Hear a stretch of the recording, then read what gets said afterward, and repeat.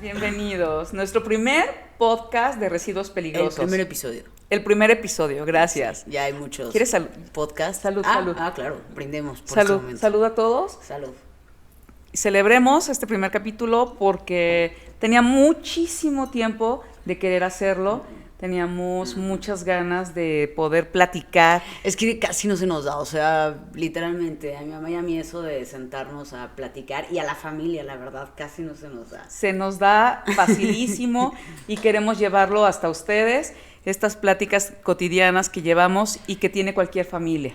Y sobre todo además de la plática tan fluida que se nos da, creo que también yo considero que nuestra familia vive a veces sucesos un poco extravagantes. Lo he platicado con mis amigos, no sé si tú también, no sé si tú lo percibes con la gente que está cerca de ti, que dices, pero ¿por qué a ellos no les pasa esto? A mí lo que me pasaba era que yo me sorprendía por cada cosa que vivíamos. Sin embargo, como que vivimos, como que tenemos la vivencia como familia de 100 familias en una sola. Uh-huh. Sí, literal. O sea, es como si diario vieras un episodio de Euphoria o de Skins en alguno de los integrantes de la familia. Exacto. Pero igual creo que eso es interesante. También yo por eso estuve de acuerdo en el podcast, porque creo que es interesante que podamos compartir todas estas experiencias, porque hasta el final creo que es lo que nos ha brindado herramientas. No, y además, como lo dije, si no es una familia la que se va a identificar, van a ser 50 más. Entonces va a estar increíble, porque además de platicar nosotras en este momento, vamos a platicar con tus hermanos, con expertos, con especialistas. Vamos a hacer así como un pool de diferentes temas con diferentes personas para tener distintas perspectivas. Claro, además también obviamente tratamos de hacer todo muy dinámico, como es la vida, llena de cambios, llena de dinamismo. Entonces, dentro de los invitados y dentro de este mismo, ¿cómo podríamos decirlo?, de esta repetición en cada episodio, tratamos de meter algo diferente, como una plática efectivamente de las experiencias, además algunas cosas dinámicas. La idea es esa, que sea muy dinámico, que abordemos temas de interés común, de diferente forma y divertidamente en algunos casos, o darle nuestro toque, el toque familiar, se podría decir, en cada uno de ellos. Pero a ver, cuéntanos tú, ¿por qué se llama Residuos Peligrosos?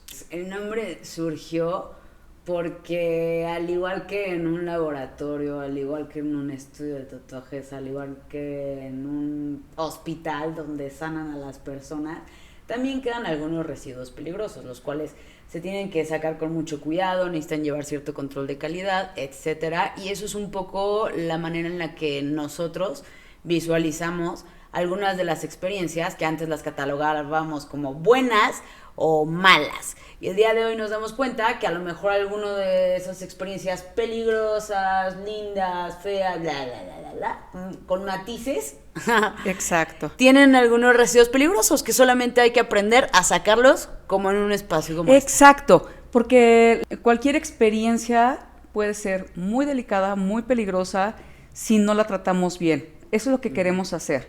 Queremos despertar esa conciencia de distintas vivencias. Me encanta. A mí también, pero se me hace importante como recalcar esta parte en donde tú decías, en algunas ocasiones van a venir invitados, en algunas ocasiones serán especialistas, en algunas ocasiones serán expertos en el tema, pero nosotras, ojo, no lo somos.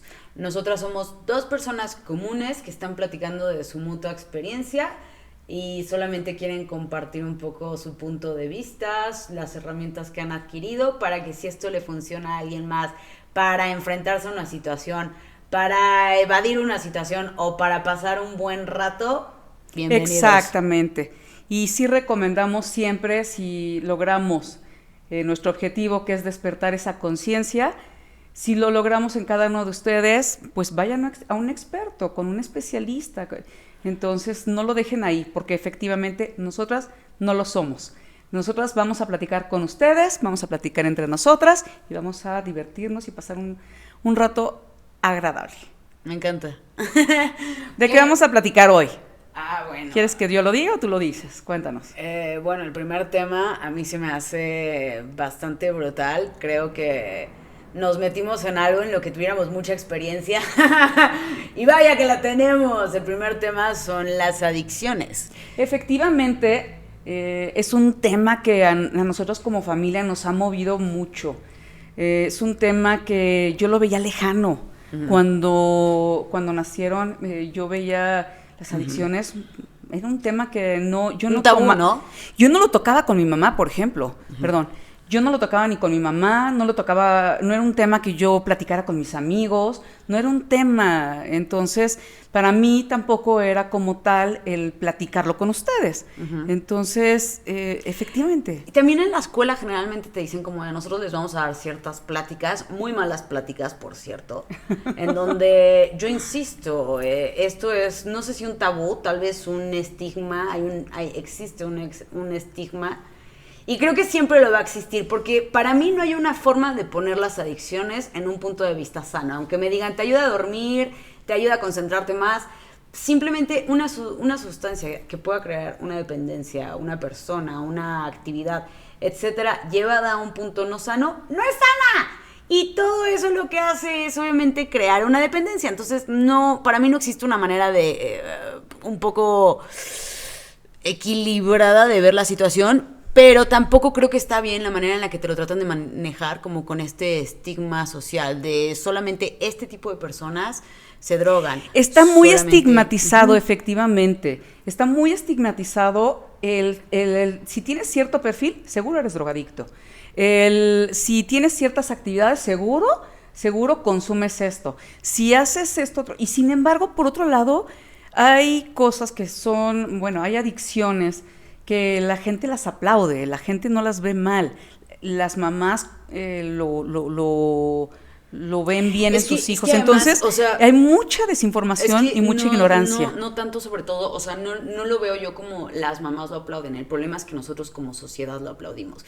¿A qué me refiero? Justamente a este punto de no hay una forma sana de quitarle ese estigma a las drogas, por ejemplo, ya, vamos a llamarle así, en este aspecto, con este ejemplo que voy a dar.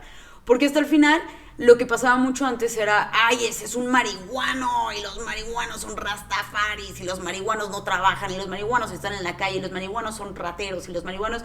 Y el día de hoy, ¿quién es un marihuano? Snoop Dogg. Los ídolos. ¿Quién? Los ídolos. Efectivamente. Entonces, he ahora un problema, porque si ahora no quieres incluso pertenecer a un gremio y no consumes...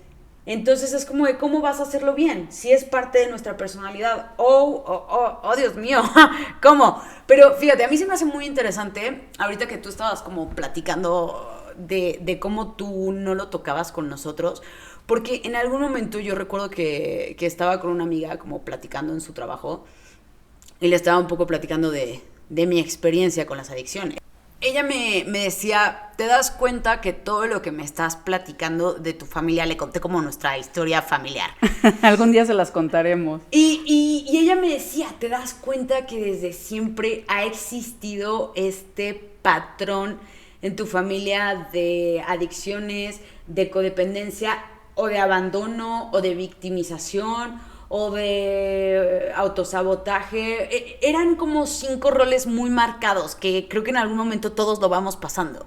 Así lo percibo, hasta que uno decide dónde estacionarse. Pero me pareció muy interesante, o sea, no te miento, literalmente me llamó mucho la atención. Lo llevo en mi cartera. Viene la foto de tu novia, ¿qué viene ahí? También, pero esto a mí se me hace brutalmente importante, porque nos sentamos a hacer como un ejercicio en donde literalmente empezamos a ver como toda ¿Le entiendes a tu letra? Es la de ella, pero sí le entiendo. La mía está peor, la verdad. Pero nos pusimos a ver cada patrón en la familia. Y entonces fue cuando yo también me di cuenta que efectivamente todos repetíamos un patrón que llevó a la ruina a antiguas generaciones.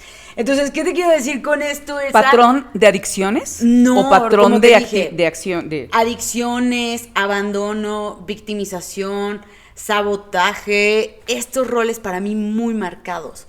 Entonces, me di cuenta que tenía razón ella, que en las familias generalmente se repiten los patrones. Entonces, ¿qué te quiero decir? Que para mí es muy importante que conozcamos nuestro árbol genealógico, como por ejemplo tú en este caso que eres mamá. Ok, en mi familia, ¿qué se ha repetido? ¿Qué yo he notado que se repite? ¿Qué tengo que tener que cuidar? Claro, de entrada, hijos? por ejemplo, en nuestra familia es como un matriarcado, está muy marcados ciertas actividades, pensamientos, repites la pareja, repites el abandono, sí es cierto. Todo está muy marcado y es chistoso porque a veces yo también lo veo y digo, no, es que yo odié esto de tal persona, de Y X terminas miembro. haciendo Exacto. o viviendo lo que odiabas y lo que dices, jamás. ¿Y sabes qué es lo peor? Que hasta lo elijo. Ahora yo elijo hacerlo, como ahora Claro. yo elijo drogarme, ahora yo elijo a mi pareja que es igual a los patrones que odiaba. Está horrible, todo se va repitiendo. Claro. Y entonces, para mí, por eso es más importante ahorita que vamos a entrar en el tema de las adicciones, solamente checar este árbol genealógico que cargamos cada quien en nuestro ADN para empezar a identificar situaciones sensibles que tengamos que manejar con cuidado. Y bueno, ahora sí ya como... Entrando en el tema un poquito más, ya que platicamos un poquito de los abuelos. Antes que yo platique mi historia, ahorita que tú me preguntaste, a mí de hecho se me hace interesante, ahorita que hablábamos de los árboles genealógicos, mi mamá, por ejemplo, siempre nos decía de chiquitos, yo nunca me desvelo, ella nunca se desvela, ella nunca ha tomado, ella nunca ha fumado. Y nos llamaba mucho la atención a mis hermanos y a mí como ¿por qué no lo haces? Cuéntanos por qué no lo haces. El secreto. Cuéntanos por qué nunca lo probaste. Además, ¿sabes qué? Es lo más chistoso de todo esto, es que yo vengo de una familia pues de adicciones. Entonces, mi mamá es adicta, mi abuelo era adicto, entonces venimos de una familia donde, bueno, y bueno, ya sin meternos tanto en otros temas, porque toda la familia fumaba. O sea, mi abuelita, mi papá, mi mamá, mis tíos, todo el mundo fumaba todo el tiempo. Entonces, sin contar otras adicciones que, bueno, las ves muy comunes o antes se veían muy normales. Sin embargo, yo estaba chica y yo lo veía. Y a mí, por ejemplo, una reunión familiar que iba viendo cómo se iba distorsionando el alcohol, las palabras, la manera de enfiestarse, de bailar. Me molestaba mucho que terminaba algunos haciéndose pipí, otros terminaban cayéndose, terminaban algunas veces en choques, otras llorando, otras enojados. Entonces yo decía, ¿pero por qué?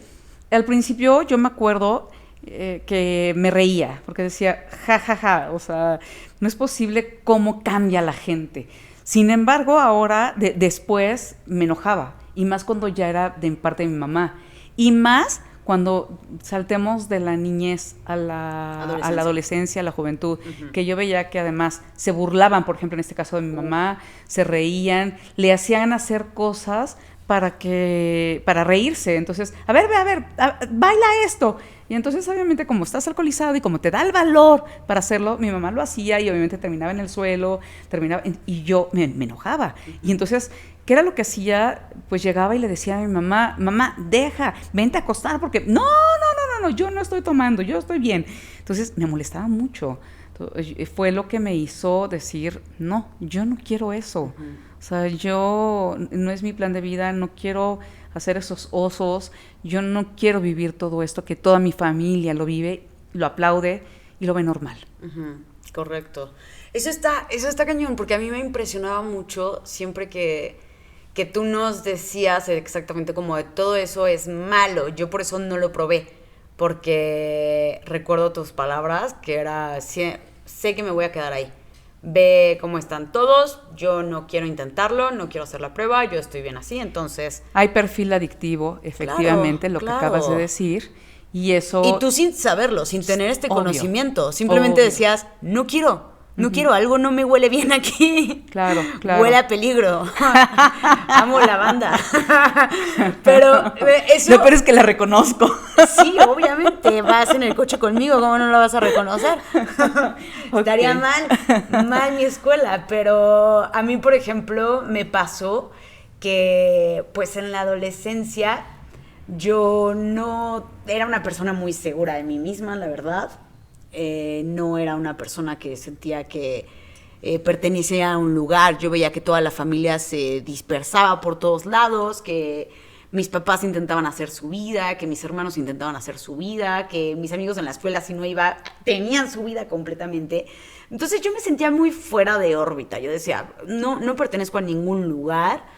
No me gusta realmente la persona que soy, no me gusta la realidad en la que vivo, pero obviamente sin tenerlo tan claro como ahorita.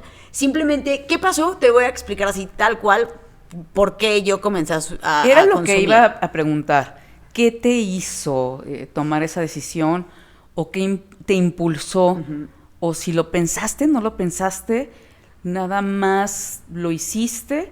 ¿O ya lo tenías planeado? O sea, yo sí quiero saber Creo que fue muy gradual. Primero, cuando yo tenía 11 años, fue cuando probé el cigarro. Y me acuerdo mucho que yo veía a toda la familia que fumaba, efectivamente. Y yo decía, bueno, pues se va a sentir bien. Yo sé que no fuman en mi casa, pero vaya, si lo hacen todos es porque se debe de sentir bien. Entonces, me acuerdo mucho que yo robé un cigarro a los mayores y lo probé y ni siquiera me gustó, pero hasta el final dije, pues sí se siente bien. Entonces, vaya, voy a empezar a hacerlo. ¿Sola? Ahí, sí. Yo en ese entonces estaba sola mucho tiempo en la casa, mucho tiempo en la casa. Entonces, antes tú podías, así como ahorita por las apps y todo eso, pues antes era por teléfono. Entonces yo hablaba por teléfono a la farmacia, pedía mis cigarros, me los traían. Y ya, yo nada más me decían, oye, ¿está tu mamá en la casa? Le decía, sí, pero se está bañando. Y ya, me lo dejaban. Entonces, no se me dificultaba. Entonces, yo cuando estaba sola en la casa fue como empecé a fumar. Y después ya con cosas más allá, fíjate, me pasó algo muy curioso. Me pasó que la primera vez que yo consumí alcohol, yo me acuerdo que yo le decía a la gente cuando salía con ellos, yo tenía amigos más grandes, y yo les decía, es que yo no tomo. Y yo sentía que eso me diferenciaba de ellos, un poquito como tú al principio, pero no con esta conciencia de no quiero caer en eso, sino yo solo sentía que me diferenciaba de los demás, el no tomar. Entonces, un día, pues me empezó a gustar alguien que sí tomaba, y entonces dije, no, pues ya tengo que pertenecer. Sentido de pertenencia. Quería gustarle, entonces literalmente tomé. Y algo muy curioso en mi caso es que las primeras 3 veces que yo entré en contacto con el alcohol siempre terminó en una congestión alcohólica. No las primeras 3 veces. La primera vez, por ejemplo, yo solamente me acuerdo que efectivamente me hice del baño, no sabía dónde estaba, desperté y dije, ¿qué pasó? Blackout. ¿Te que estás diciendo eso? O sea, sí, la mayoría de la gente se ríe, y sobre todo los jóvenes, se ríen cuando ya están viendo a alguien muy, iba a decir una palabra incorrecta, pero ya la voy a corregir, voy a decir borracho, aunque soy antiguo. Se ríen, le hacen cosas, lo que yo platicaba a mi mamá, o sea, le hacen hacer cosas para divertirse con la persona. Uh-huh. Y si le ven, y exactamente, si tienen congestión, es como, puta, o sea, ya lo máximo de lo máximo. Sí, está muy raro, porque hasta el final yo también siempre he tenido como ese recuerdo de el que más aguanta en la noche es el más cool de todo el círculo que está aquí en la fiesta. Y realmente es un logro en la preparatoria ser el que más alcohol puede tomar. Pero efectivamente, ya cuando te empiezas a empapar un poco en el tema y te dicen, mira, desde la primera vez que se te borra el cassette, que te despiertas en un lugar que no es tu casa, que te despiertas haciendo cosas que no recuerdas, que te despiertas, que te da una congestión alcohólica, no es normal. A la gente efectivamente que no tiene un problema con el alcohol, no le pasa eso. Si alguno de ustedes le dio palomita a la lista que acaba de mencionar Fus, ojo. Bienvenido. Ojo. No es cierto. No es cierto. Pero es que es importante porque hasta el final, después de eso, yo seguí tomando y lo que estamos diciendo, obviamente que Que de ahí pues obviamente llegó el punto de las sustancias, un día me invitaron a fumar y yo glorifiqué mucho, creo que ahí mi error fue haber visto series, efectivamente como Euphoria, en este caso en mi generación fue Skins, entonces yo veía Skins y yo decía, wow, es que ellos son muy cool. Ellos son unos chicos cool, en No, onda. ahora son esas de Narcos, del Chapo, todas esas Sí. series que glorifican ese estilo de vida, ¿eh? Mucho, porque hasta el final deja tú la normalización. La glorificación para mí es un tema muy delicado porque sí creo que te incita un poco a meterte en ese mundo. Por supuesto. Bueno, pero ¿qué pasó? Yo veía Skins, entonces nunca me llamó la atención, la verdad, las sustancias, pero un día me dijeron como, vamos a fumar, y me dijeron, tú eres muy chistosa, muy chistosa. Si fumas seguramente vas a ser más chistosa. Y yo dije, claro, claro, en Skins lo hacen, ellos son cool, yo quiero ser más cool, entonces 100% esa es la respuesta. Y pues me acuerdo mucho que lo probé y definitivamente yo lo estoy platicando, desde la primera vez que empecé a consumir cualquier cosa fue como un enganche inmediato. Sentí que me atrapó. ¿Tú crees que hay personas que a la primera se vuelven adictos o se enganchan? No, Porque pero según esto, realmente sí se lleva un proceso para una adicción. Lo pruebas, llega el abuso y después se convierte en una adicción. Entonces, ¿cómo a la primera puedes...? Digo, hay ciertas cosas como la heroína que pues no, a la primera quedas, ¿no? Pero ya son otros factores. Sí, totalmente. Yo creo que en mi caso sentí ese enganche porque no me fijé en qué efectos creaban en mí, sino me fijé en las consecuencias que sentía que tenían, como ya pertenezco a los que fuman, ya si hago esto, entonces voy a poder ir a las fiestas que voy y que veo. ¿Te referías? Para mí fue la solución. Claro, entonces ya formabas parte de eso que se aspira, ¿no? Claro, como ya cuando... tú ibas a hacer esa aspiración al resto de la gente, ¿no? Pues es como cuando ves en el parque a unos chicos que patinan y dices, wow, ¿cómo me podría sentar con ellos? Definitivamente si te llevas un libro, no creo. Y si te sientas y les dices, oigan, no quiero dejar de patinar hoy para leerles, pues está difícil, ¿estás de acuerdo? Sin embargo, si un día te compras una tabla y te sientas con ellos y les empiezas a hablar, pues, tal vez te enseñen a sacar un truco, tal vez te digan, mañana estamos aquí. En patineta. Sí. Pensaba que con las 4 rueditas acá. No, eso yo ya no veo en el parque. Sí hay todavía, pero hasta veo más en línea. Pero no, o sea, siento que fue la solución para lo que yo estaba buscando. Entonces empecé y ahorita que estabas diciendo eso, justamente a mí me llama la atención que yo decía mucho que yo no tenía un problema. Yo consumía y pues se fue incrementando mucho, sí, se me fue saliendo de control, sí, llegué a varios internamientos, pues tuve consecuencias, he tenido consecuencias muy graves respecto al consumo. Ahí pausa, tantito. Claro. Al cabo estamos en plática familiar. Ok. Yo recuerdo, nada más para poner en contexto, porque todo ese principio de lo que acabas de platicar, como que, pues obviamente yo me la vivía trabajando y perdí de vista todo esto. Sin embargo, cuando efectivamente me entero que tú estabas consumiendo, yo recuerdo que yo pensé miles de cosas. Yo recuerdo que lo primero que pensé es, ¿cómo es posible si yo nunca lo hice? ¿De dónde lo viviste? ¿Quién te la dio? Entonces me fui con los amigos. Los amigos son los culpables de que mi hija haya vivido todo esto. Y después me fui a que, bueno, yo soy la peor mamá del mundo porque yo tuve que estar trabajando y los abandoné. Y al final terminé hasta culpando a Dios, ¿no?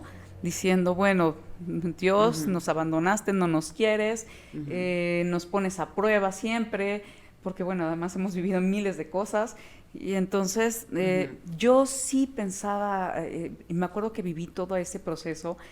Cuando me calmé fue cuando dijimos, bueno, vamos a ayudar. ¿Tú en ese momento quisiste la ayuda, no quisiste la ayuda? ¿Sabías que tenías un problema? ¿No? Eh, ¿Querías seguir viviendo así o tú ya te sentías con ese... No, es curioso, yo nunca sentí que tenía un problema. Realmente pensaba que estaba teniendo consecuencias negativas, pero, no, la neta, no, estoy mintiendo por convivir. Al principio, Soy tu mamá, pero ahorita no sí, estamos hablando sí, no. mamá e hija y a ver qué quiere escuchar mi mamá. No, al No, principio, al principio, la primera vez que me internaste, yo no sentía que lo necesitaba. Y me acuerdo mucho que cuando llegué, me dijeron, ¿por qué estás aquí? Y yo, por fumar. Y me dijeron, tenía 16 años. Y me dijeron, uy, pues cuidado, porque de aquí salen fieras domadas o sueltas y conectadas. Y a mí me llamó mucho la atención. Siento que es como cuando llevan a la cárcel a alguien que se pasó el rojo y lo meten a la celda de violadores, de asesinos seriales. o sea, Sí, siento que es como un, yo creo también que fue mi peor error como mamá el manejar así una situación cuando no era, no era necesario meterte en la cárcel con todos esos sí, asesinos en serie. sí, Creo que debido haberlo manejado, pero esa es la ignorancia claro. ante no informarnos qué pasa, ¿no? Claro, claro. Y ese es un tema. Hasta el final, yo después de eso, sí creo que me fui a la Universidad de las Drogas, salí y dije, es que no he probado 20 sustancias. ¿Cómo voy a parar ahorita si no he probado nada? Entonces empezó aún más el descontrol, me enganché ahora con otras sustancias, de ahí con otras, de ahí con otras, de ahí con otras, hasta que llegó el momento en donde efectivamente fui a un grupo y en el grupo no, fui a muchos grupos antes y en el grupo llegaba y Muchos. Y yo me acuerdo, muchos, perdón, claro, nada más quiero platicarles rapidísimo. Yo recuerdo perfecto la segunda vez que te internamos, que hablé por teléfono contigo y me acuerdo que me estabas llorando y me decías, mamá, yo no quiero ayuda, yo no te pedí ayuda. Si no quieres que esté contigo, no estoy. Yo vivo mi vida sola, tenías 16 años. Y me decía, sácame de aquí, me voy a salir, O sea, yo recuerdo perfecto, porque yo estaba del otro lado del teléfono y yo estaba llorando, trataba de controlar mi voz. Y me acuerdo que te decía, a ver, tranquila, está bien, voy a ir, voy a sacarte, pero tienes que tener ayuda, tranquila. Yo sé que estabas en un proceso de desintoxicación, sí, es brutal, pero yo no lo sabía en ese momento. sí, Entonces, para mí era muy, muy difícil manejar eso. Yo no paraba de llorar y te escuchaba llorar, enojada, después triste, después me culpabas, después... eh, y recuerdo que cuando colgamos me salí, manejé, no sabía hacia dónde, pero me acuerdo que llegué a la iglesia, y me acuerdo que me metí y no paraba yo de llorar, me quedé ahí horas y horas, y decía, yo no tengo la solución, o sea, en serio yo no sé qué hacer, y es donde decimos, realmente no hay manera de enseñarnos cómo manejar ciertas situaciones, claro, porque en su momento yo no sabía qué decirte, pero yo no sabía cómo manejarlo y si darte la razón o no, o qué hacer. Pero bueno, pero ahorita, por ejemplo, ahorita ya en este punto de la vida que efectivamente, que hemos pasado por muchas clínicas, que hemos pasado por muchos grupos, que hemos pasado por muchos terapeutas, que hemos pasado por muchos hospitales, que hemos pasado por ahorita realmente yo creo que sí se puede. Yo creo que antes de ayudar a alguien hay dos cosas importantes. Hay una, en las adicciones me parece que siempre es importante preguntarle efectivamente a la persona, ¿quieres ayuda? porque es imposible ayudar a alguien que no la quiere. Claro. Es realmente imposible. Se me hace el equivalente a decirle a un deprimido, pues ponte feliz, pues ya, sonríe. Es como, no puede.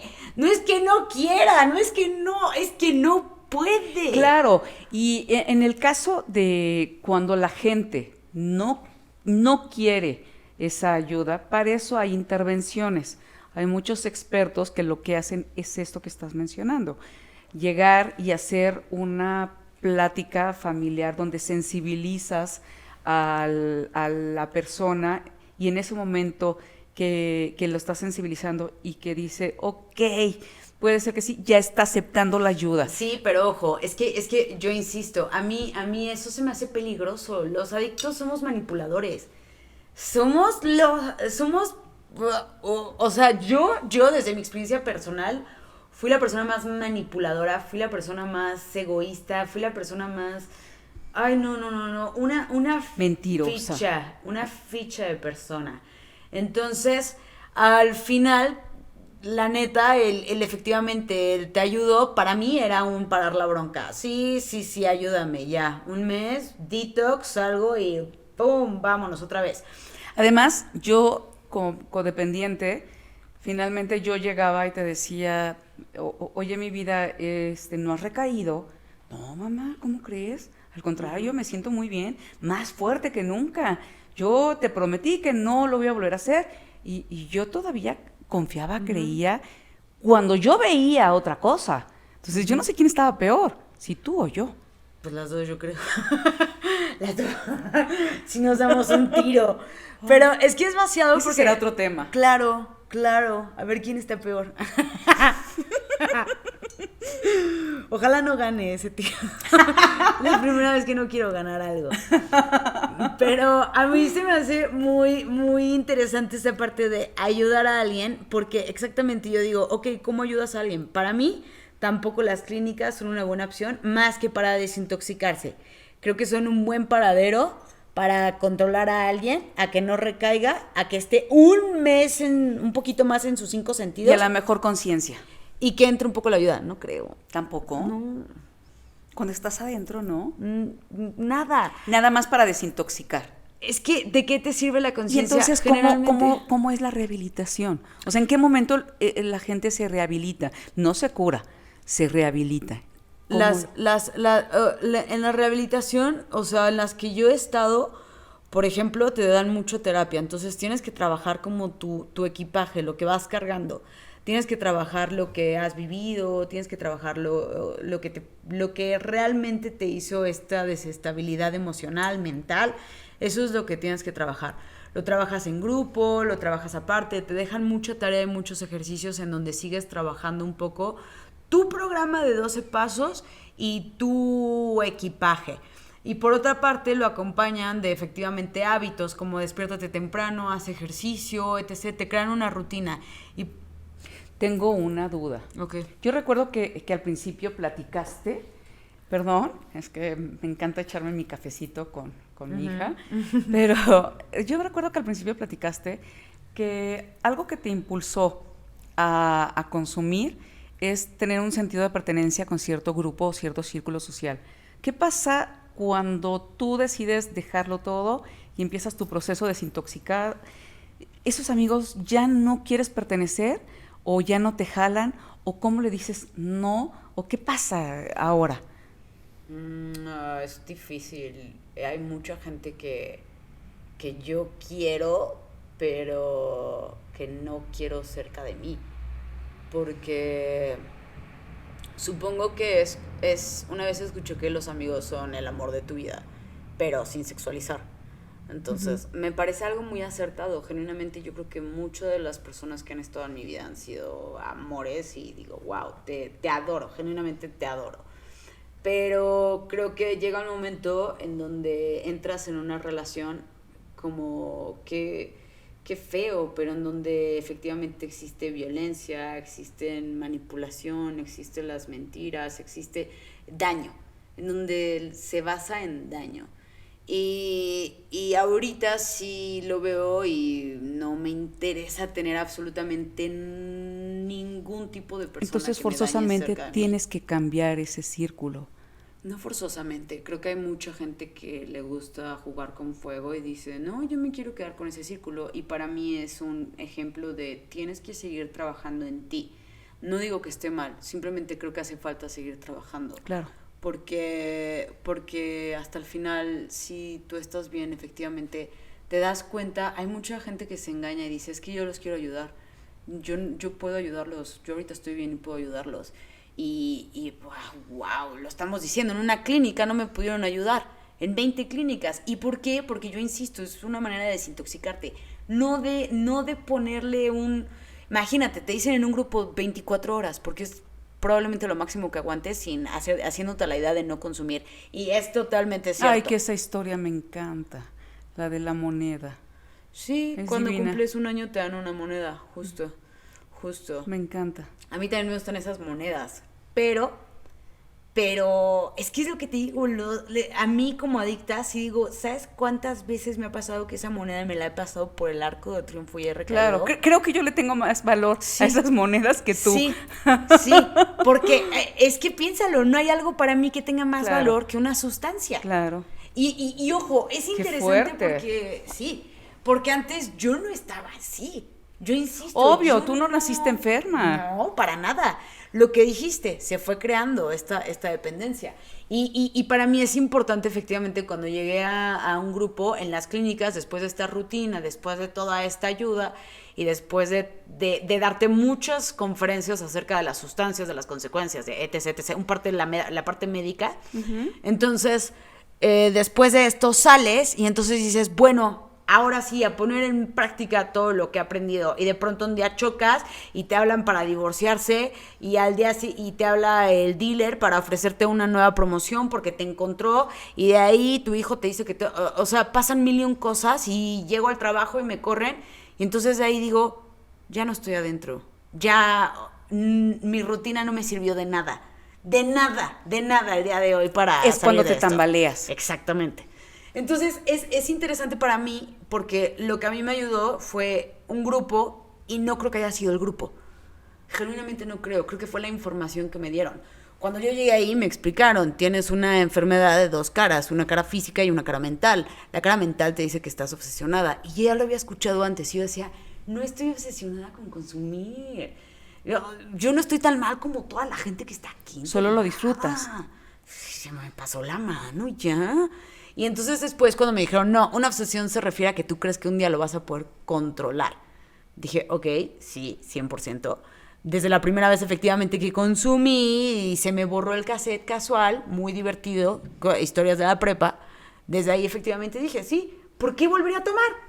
Si yo en una ocasión desperté en un lugar que no era mi casa, no acordándome de nada y llegando y toda la prepa burlándose de mí, ¿por qué volví a tomar? Porque creías que lo ibas a poder controlar en la próxima. Que esta vez iba a ser diferente. Ok. Y a lo mejor sí, a lo mejor, ojo, no, un adicto no es el que consume diario y diario está en un puente. No, a lo mejor 10 veces te sale igual. Pero si una vez no, tienes un problema. Uh-huh. Si una vez se te sale de control, tienes un problema. A la gente con control no le pasa eso. Claro. No hay manera. Ponle que le pase una vez, dos porque se le olvidó neta 30 años después y la cagó. Pero no hay manera. Entonces, hasta el final, eso me hizo clic. Dije, ok, check. Y por otra parte, la alergia, una reacción anormal. Una vez que yo empiezo, yo no puedo parar, tengo una compulsión. ¿Y sabes qué me ayudó mucho, mamá? ¿Qué? El darme cuenta que yo soy compulsiva en todo. Que si quiero hoy tacos, no me como 2 tacos, me como 8 tacos. Que si quiero un café, no me tomo un café, me tomo 3 hasta que estoy así. Que si quiero correr, no corro, no se me antoja correr 2 kilómetros. Yo quiero correr como tú, 25. Si no, no quiero nada. Si no, mejor ni corro, güey. Entonces, mi comportamiento es muy compulsivo. Y de ahí dije, pues, ¿por qué no lo baso en las sustancias? Claro que sí lo soy. De repente me atasco. Sí, efectivamente. Entonces... Borderline. Sí, un poco de border, pero también de esta reacción anormal, de esta parte de no poder parar, de esta compulsión. Claro. Entonces fue cuando dije, ok, sí me cuadra, ¿cuál es la única solución? No consumir, deja de consumir. Entonces, ¿qué te quiero decir con esto? Que yo creo que sí se puede ayudar a alguien, pero si no quiere ayudar, no. Ok. Porque hasta el final si tienes que estar, si te das cuenta en lo que consiste el poder estar bien, sobrio, es en decir, yo no quiero consumir. No es que el mundo vaya a cambiar, no es que ya no me vayan a ofrecer, no es que vayan a llegar a un lugar y ya no lo estén haciendo, no es que mis amigos lo vayan a dejar de hacer, no es que a lo mejor me aleje de mis amigos, a lo mejor quiero seguir cerca de ellos, a lo mejor también mi familia sigue exactamente igual, mi vida sigue exactamente igual. Lo único que ha cambiado es eso, que yo soy la que ya no quiere consumir porque está consciente del problema que tiene y que jamás lo va a poder controlar. Claro. Que cada vez va a ser peor como ha sido, cada año. Y sobre todo eso, que se les olvida, o sea, bueno, se nos olvida, porque a lo mejor y no soy adicta como tal, pero sí tengo una personalidad, como lo mencionaste. Claro. A mí me pasa que efectivamente me pongo a correr y me siento muy mal cuando no corro los 25 o 30 kilómetros que tengo que correr diario. Me siento muy mal si no tomo los 5 litros que me debo de tomar diario.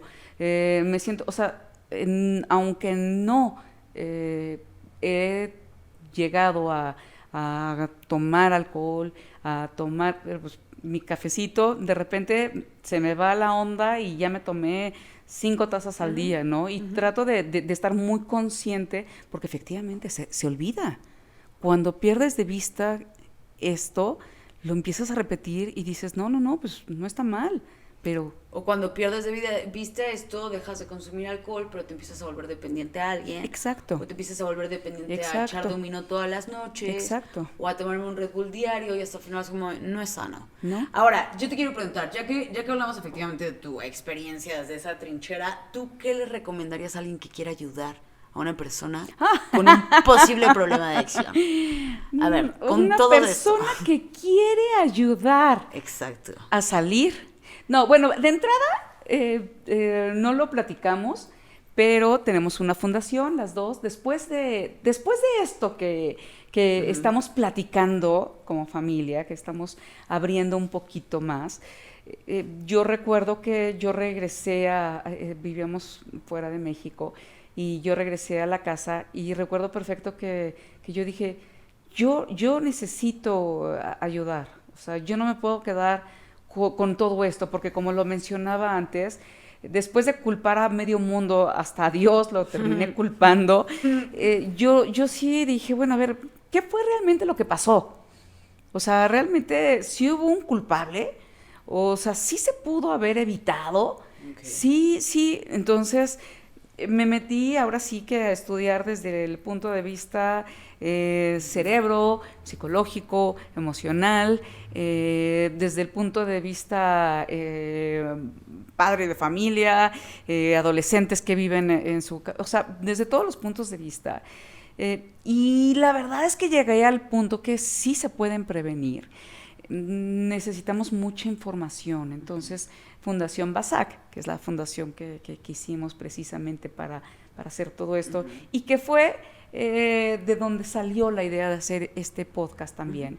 Entonces, es lo que me llevó a investigar y a poder transmitir, no nada más a los jóvenes, realmente más a los padres de familia, porque sí puedes dar esas herramientas. Entonces, de entrada, yo recomendaría que nos informemos, podemos prevenir. Si en mi caso, por ejemplo, yo decía, si mis hijos no lo ven, ahora sí que como la canción, si no me acuerdo, no pasó. Entonces, si ¿verdad? Eso me pasaba, y yo decía, si mis hijos no lo ven, si mis hijos no lo viven, si mis hijos, entonces no tienen por qué saberlo, ¿no? Entonces, pues, error, porque no vivimos en una isla. O sea, realmente yo me acuerdo que mi mamá me decía, y prepara a tus hijos para la sociedad, no para que sean tus mejores hijos. Entonces, efectivamente perdí de vista de eso, que en la escuela, que los amigos, si recuerdas, acabas de mencionar toda tu historia en ese sentido, y tu historia viene desde yo quería ser con mis amigos, yo veía, y ellos me decían, o sea, todo fue en relación, y yo no los preparé para eso. Entonces, es más, nunca les hablé de qué se siente del alcohol, qué se siente el tabaco. Nunca me preguntaste, Yuri, ¿tienes una autoestima sana? No, ni siquiera. Y el poderte decir, no, la neta no. No. Me siento así. Exacto. Oye, ¿estás bien? ¿Te sientes sola? Sé que a lo mejor Esa vez que yo me enteré que estabas consumiendo y lo que debí de haber hecho fue acercarme de esa forma y no mandarte a internar. O sea, por eso dije, fue mi peor error. Entonces, de entrada, yo sí diría, vayámonos a la prevención. Si ya hay un problema, entonces, bueno, busquemos ayuda de expertos, pero tratemos de acercarnos a la persona para ver qué es lo que está pasando. Y igual y, como lo dices, tratar de llevarlo a convencerlo, pero si no quiere ayuda es imposible. Claro que no, yo creo que hay un factor muy importante, es exactamente la conciencia. A lo mejor primer ¿Tú acercamiento... eso recomendarías? Claro, primer acercamiento, a lo mejor encontrar la manera de llegar. Hay personas muy visuales, a lo mejor ver una película y decirle, oye, ¿no has pensado que esto es una enfermedad y que radica en dos caras? Y la gente cree que la obsesión es un poco con esta tonalidad y después efectivamente tratar de decir, ¿tú no crees que llegues a tener a lo mejor en un futuro un problema así? Porque si sí, podemos intentar ir a un grupo, podemos intentar alejarnos un poco esta semana, vámonos al bosque, ¿qué opinas? Y no consumimos. Y si consumen el bosque, ya, ahí está la respuesta. Tienes un problema. Decir eso. Vamos a regresarnos al bosque. No creo que sea la salida, pero está bien. Para mí es una prueba. Vámonos al bosque y si consumes, te interno. Ya saben, no chicos, ya saben, padres de consejos familia. Consejos te doy porque tu amiga fuso hoy. No, pero sí creo que un poquito de conciencia, de platicar un poco exactamente esto. Oye, ¿te has dado cuenta que no es alguien que está tirado en la calle, que no es... Hay personas muy exitosas. El problema es que están obsesionados con que algún día lo van a controlar, pero no les sale. Porque no, tal vez no, hay veces hay que personas, no les sale, que pueden parar. Era lo que decir, y hay personas que creen que su talento es porque consumen. Sí. Entonces, es increíble que lo justifiques de tal forma, ¿no? Sí, yo creo que esos son intentos de normalizar y hasta de romantizar, ¿no? Un poco. Claro. Es que yo soy muy creativo porque me echo uno y te creo la mejor canción de todo el mundo. Hasta en el deporte. Yo aguanto porque yo hago esto. Y sabes que es bien chistoso, que no es de nuestra cosecha. Realmente si te pones a investigar, ok, la gente que dice que es muy creativa sí fuma. ¿Cuáles son los efectos de fumar? Y es todo lo contrario a la creatividad. Es todo lo contrario. Y está comprobado. Y es como, hay gente que te dice, no, pero en mí es diferente. Y es como, es que no eres único. Es que no eres extraterrestre. A todos nos afecta exactamente igual. Pero se me hace un intento exagerado de tratar de normalizar y hasta romantizar un poco este consumo. Pero al final yo creo que es importante la concientización. Y sabes que creo que sobre todo es aquí importante preguntarse, lejos del, ok, ¿cómo puedo ayudar? Yo también creo que la prevención es lo adecuado y de ahí la conciencia y ya de ahí ver especialista. Pero si no, yo creo que aquí lo importante es qué hacer si no quieren ayuda. No puedes hacer nada. Exactamente. No puedes hacer nada. ¿Y sabes qué? Tú. Y eso Trátate tú. Lo he tratado, lo he visto con el paso de los años y no saben el trabajo que me cuesta llegar a ese punto, porque me siento mala madre, porque siento que los abandono, porque siento que, bueno, si trato de ayudar a mi mamá, siento que soy una mala hija, que además llega un punto en el que pienso que sin mí se van a morir, que sin mí no tienen salida, entonces terminamos enfermos también como familia. Sí tenemos que tener un tratamiento también nosotros. Entonces, dicen que así como detrás de cada hombre hay una gran mujer, también dicen mucho que detrás de un gran adicto hay un gran codependiente. La codependencia es la dependencia emocional a una persona. Y es divertido porque hay muchas veces que yo me doy cuenta que a veces cuando yo estoy bien, empiezo como a crear cierta codependencia que digo, hasta el final a mí no me causa tanto conflicto porque no termino tirada en la calle como cuando consumo. Entonces digo, bueno, dentro de lo malo, lo menos peor, ¿estás de acuerdo? No es sano ya llegar al punto donde lo pueda trabajar correctamente como se debe, pero creo que tú también en algún momento te diste cuenta que, y te explicaban muchas veces que eras mi codependiente y que eres la codependiente de mucha familia. De la familia. Efectivamente. O sea, no nada más tuyo, de la familia, y sí es algo que me ha costado mucho trabajo. Claro, porque lo acabas de decir, es que si hago lo sano, ¿qué es lo sano como codependiente? Por eso es importante el qué hacer si no quiere ayuda. Trátate. ¿Por qué? Porque si no, entonces tú vas a pensar que tú vas a solucionarle la vida, que sin ti no va a estar bien. Uh-huh. Y hasta el final es no, realmente ahí tienes una dependencia es que si tú estás mal, yo estoy mal. Si tú estás bien, yo estoy bien. ¿Qué onda con esa vida, Pues llega un momento en donde se hace onda? Tan adictivo. ¿En qué momento nos enredamos a eso de si tú no estás bien, si tú no haces eso? O sea, ¿por qué? Finalmente tú naciste solo, tú creciste solo y te vas a morir solo. Y tomas tus decisiones solo. Y vives tus consecuencias solo. ¿Por qué tu vida tiene que depender de la de otros? O sea, si tú no puedes manejar tu propia cabeza, si tú no puedes a veces manejar tus propias emociones y quieres manejar a la otra persona, está cañón. Y está cañón porque llega el momento en donde hasta los codependientes empiezan a jugar un papel importante para que el adicto siga en consumo. Por supuesto. Porque ya es su forma de vivir. Así como se hace un círculo vicioso. Sí. Exactamente. Por eso llega un momento en donde yo vivo para cuidarte y tú vives para... Sí, y por eso les cuesta más trabajo no ayudar. Sí. Porque más bien ayudar de esta manera que estamos diciendo, de me alejo. ¿No quieres ayudar? Me alejo. Esa es la solución. Sí. No quieres ayudar, me alejo. Y entonces caen mucho en no, es que no le puedo decir que no consuma porque es adicto, pero tampoco puedo dejarlo porque si no va a estar solo y el otro día casi lo atropellan y entonces entras en este círculo vicioso que hasta el final la única solución, lo acabamos de decir, es hasta aquí. Hasta aquí. Este es mi límite. Uh-huh. Se acabó el café. ¡Me asustaste! A ver. Suspenso. Mira, a mí me faltaba un poquito, pero también ya casi me lo acabo. Va, ya, solito. Un sorbito. Hasta es ASMR. Esto se va a escuchar divino en el podcast. Qué asco. Lo primero que enseño. Oye, a mí me llama mucho la atención.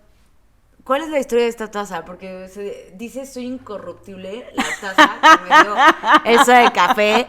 Y no sé si es porque me quiere dar un mensaje, no sé si es porque me sabe algo. No, dentro de el BASAC, Fundación BASAC, formamos parte de la campaña No Está Chido, que es del Consejo de la Comunicación. Entonces, en el aniversario estaban empezando otra campaña. Yo no sé si tenga que ver todo esto, pero se acabó el café. Me encanta, pues yo también ya me he terminado mi café. ¿Se acabó entonces este episodio? Se acabó este episodio, pero los vamos a esperar. ¿Qué quieres decirme? Alegría. Pues muchas gracias, estuvo muy a gusto este cafecito, muy a gusto esta platicadita. Te amo mucho. Te amo, hemos vivido muchas cosas juntas. Pero estamos muy bien, entonces, qué bueno.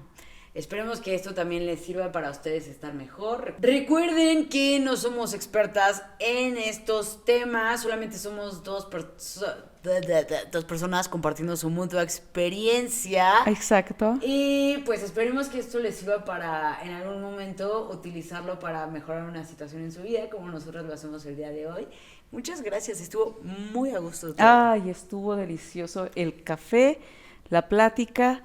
Y bueno, ya quiero que haya otro tema. Los esperamos, me gustaría leerlos. Les dejamos las redes sociales. Las redes sociales son Residuos Peligrosos. Denos sus comentarios. Si quieren algún tema en particular, si quieren algún invitado, especialista en particular, que pueda a lo mejor responder algunas preguntas, pueden dejárnoslas en las redes sociales, pueden proponer sus temas ahí mismo. Y nosotras con gusto lo platicamos con un cafecito. Otro cafecito. Amamos.